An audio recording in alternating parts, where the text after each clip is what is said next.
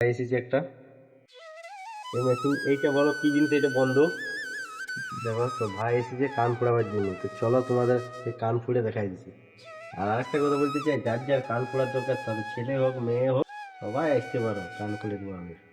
তো চলো সঙ্গে থাকো, কান ফোড়াটা আমি দেখাচ্ছি। এই দেখো এটা হচ্ছে মেশিন গানটা। এরপরে আমি গুলিটা লোড করছি।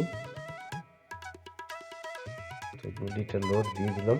ভাই কোন জায়গায় কানটা পড়বে সেটাতে একটু দাগ দিয়ে দিলাম। ভয় করো না, কিচ্ছু হবে না।